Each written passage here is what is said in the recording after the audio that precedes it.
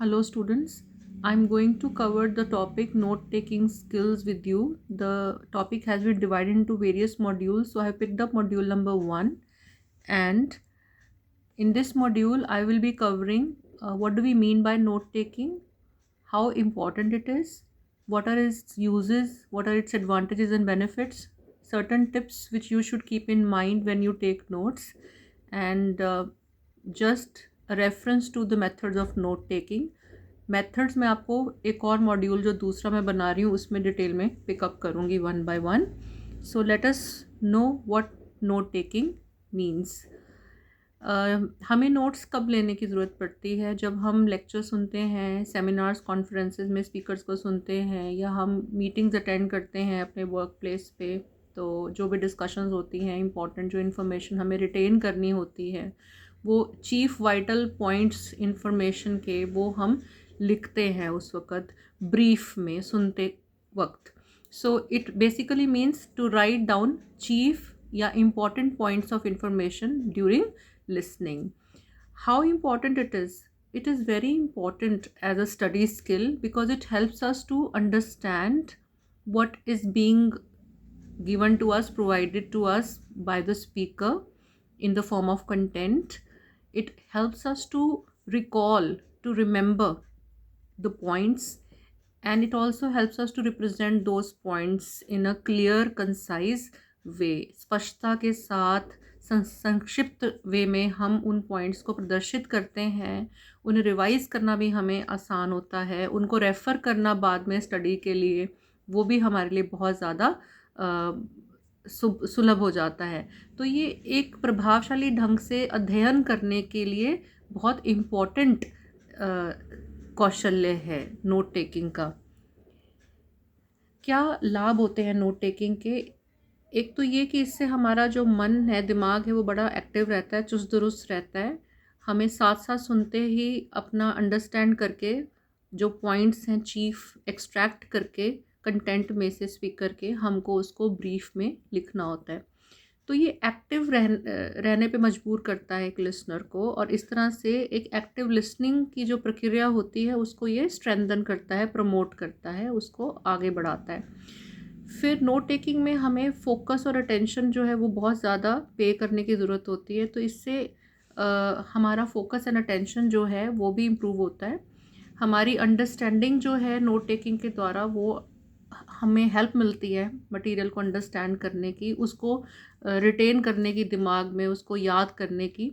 और ये एक बहुत सुव्यवस्थित तौर से जो मटेरियल है उन पॉइंट्स के बीच में तर्क संगत जो कनेक्शंस होते हैं, संबंध होते हैं, वो स्थापित करने में मदद करता है. तो हम बड़े ऑर्डरली वे में अपने मटेरियल को इंफॉर्मेशन के उसको तैयार कर लेते हैं. और इसी के साथ हमें नोट टेकिंग से जो हमने सुना है उसका एक परमानेंट रिकॉर्ड प्रिपेयर हो जाता है. वो कभी हम लूज़ नहीं कर सकते, उसको हम हमेशा रेफ़र कर सकते हैं बाद में भी. उससे कोई हमें पॉइंट जो है लेकर कुछ और फर्दर हमें चाहे पेपर देने के लिए करना है, या हमने कोई प्रेजेंटेशन या कोई फर्दर डिस्कशन जो उस टॉपिक पे किसी के साथ करनी है, तो हम उन पॉइंट्स को भी इंक्लूड कर सकते हैं. देन ये एक एसेंशियल लिसनिंग स्किल है नोट टेकिंग, और हमें इसमें बारीकियां जो हैं स्पीकर के कंटेंट की उनको भी ध्यान देना होता है. नोट टेकिंग से हमारा पूरा का पूरा स्पीच मान लो अगर 1 घंटे की है, पर हमारे नोट टेकन जो है they save our time and effort. क्योंकि जब हम दोबारा कंटेंट को रिविजिट करते हैं तो हमें ज़रूरी नहीं कि पूरा 1 घंटे की वो स्पीच सुननी हो. आपने कोई यूट्यूब पे वीडियो ही देख लिया, मान लो 1 घंटे का, शुरू में अगर आपने देखा तो साथ के साथ सुनते सुनते आपने सारे हेडिंग्स, सब हेडिंग्स बनाते हुए, उसे सपोर्टिंग जो डिटेल्स हैं उनको आप नोट करते हुए ब्रीफ वे में आप चलते गए.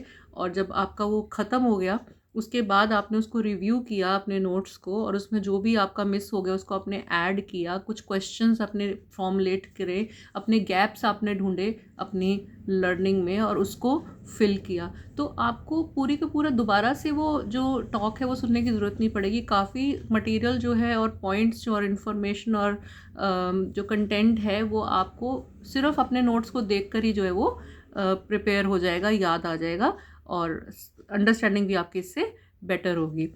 देन टिप्स क्या होते हैं नोट्स लिखने के? सबसे पहले तो आप पूरे के पूरे सेंटेंसेस, फुल सेंटेंस में कभी भी नोट्स नहीं बनाते। आप फ्रेजेस मतलब शब्दों के समूह यूज़ करते हैं, group of words.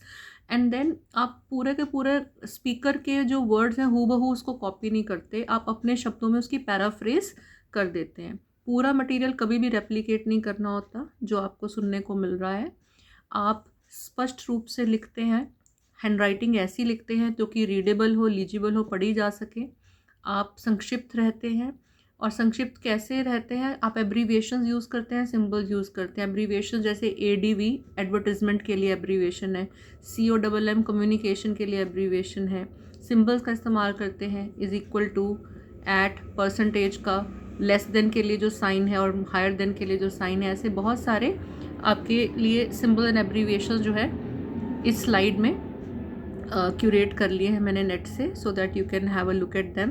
There for and because हम एट्सेट्रा एंड फॉर एग्जाम्पल तो यूज़ करते ही हैं, दैट इज़ के लिए भी हम यूज़ करते हैं I डॉट E डॉट। तो ये सारे सिंबल्स एंड एब्रीविएशंस हमें बहुत हेल्प करते हैं कंटेंट को और आइडियाज़ को एक ब्रीफ वे में कलेक्ट करने के लिए, एक्यूमुलेट करने के लिए, और टाइम भी सेव करते हैं हमारा लिखने में। देन हम एक्रोनिम्स का इस्तेमाल करते हैं। एक्रोनिम क्या होता है? एक्रोनिम जैसे कि OTP है, वन टाइम पासवर्ड। ये पूरी फ्रेज थी, इसमें पहले वर्ड का फर्स्ट लेटर उठा लिया, सेकंड वर्ड का फर्स्ट लेटर T उठा लिया, थर्ड वर्ड का फर्स्ट लेटर P उठा लिया, उनको ज्वाइन कर दिया। तो इस तरह से जो हम बनाते हैं शॉर्ट फॉर्म्स फ्रेजेस की, उन्हें हम एक्रोनिम्स बोलते हैं। अब अंडर ग्रेजुएशन के लिए UG है, जैसे पोस्ट ग्रेजुएशन या पेइंग गेस्ट के लिए PG है। ये एक्रोनिम्स के एग्जांपल्स हैं। देन हम नोट टेकिंग के दौरान अपने सारी की सारी सामग्री को व्यवस्थित करते हैं, ऑर्गेनाइज करते हैं हेडिंग्स और सब हेडिंग्स देकर, और हम मार्जिन्स जो हैं उनमें जगह छोड़ते हैं ताकि हम उसमें अतिरिक्त जानकारी जो है वो डाल सकें। फिर नोट्स के बाद हम उसको पुनः देखते हैं कुछ करेक्शंस के लिए, और एंड में अपनी क्वेरीज या क्वेश्चंस जो हैं वो डाल देते हैं। अब मेथड्स ऑफ नोट मेकिंग जो है बहुत सारे हैं, उनमें से हम 6 पे फोकस करेंगे। सबसे पहला द सेंटेंस मेथड है, दूसरा द आउटलाइनिंग मेथड, तीसरा the charting method, fourth the Cornell method, fifth is the mapping method, and the sixth is the boxing method. I'll pick up each method one by one in the next module.